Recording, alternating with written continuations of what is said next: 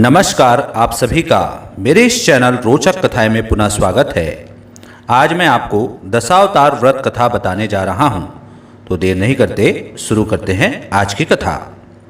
भगवान श्री कृष्ण कहते हैं, राजन, सतयुग के प्रारंभ में भृगु नाम के एक ऋषि हुए थे। उनकी भार्या दिव्या अत्यंत पतिव्रता थी। वे आश्रम की शोभा थी और निरंतर गृह कार्य में संलग्न रहती थी। वे महर्षि भृगु की आज्ञा का पालन करती थी। भृगु जी भी उनसे बहुत प्रसन्न रहते थे। किसी समय देवासुर संग्राम में भगवान विष्णु के द्वारा असुरों को महान भय उत्पन्न हुआ। तब वे सभी असुर महर्षि भृगु की शरण में आए।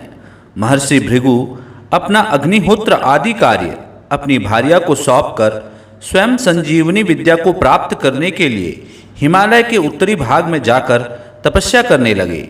वे भगवान शंकर जी की आराधना कर संजीवनी विद्या को प्राप्त कर दैत्यराज बलि को सदा के लिए विजयी करना चाहते थे। उसी समय गरुड़ पर चढ़कर भगवान विष्णु जी वहां आए और दैत्यों का वध करने लगे। क्षण भर में ही उन्होंने दैत्यों का संहार कर दिया। भृगु जी की पत्नी दिव्या भगवान को श्राप देने के लिए उद्यत हो गई। उनके मुख से श्राप निकलना ही चाहता था कि भगवान विष्णु ने चक्र से उनका सिर काट दिया। इतने में भृगु मुनि जी भी संजीवनी विद्या को प्राप्त कर वहां आ गए। उन्होंने देखा कि सभी दैत्य मारे गए हैं और मेरी भार्या भी मार दी गई है। क्रोधांध हो भृगु ने भगवान विष्णु को श्राप दिया कि तुम 10 बार मनुष्य लोक में जन्म लोगे।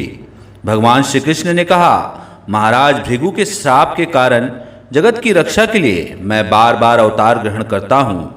जो लोग भक्ति पूर्वक मेरी अर्चना करते हैं वे अवश्य ही श्लोक में प्रसिद्ध होकर स्वर्ग में स्थान प्राप्त करते हैं। तो दोस्तों, यह थी दशावतार व्रत की कथा। आशा करता हूँ आपको कथा पसंद आई होगी। पसंद आई होगी तो मेरे वीडियो को लाइक कीजिए, चैनल को सब्सक्राइब कीजिए और इसे ज़्यादा से ज़्यादा शेयर कीजिए। धन्यवाद।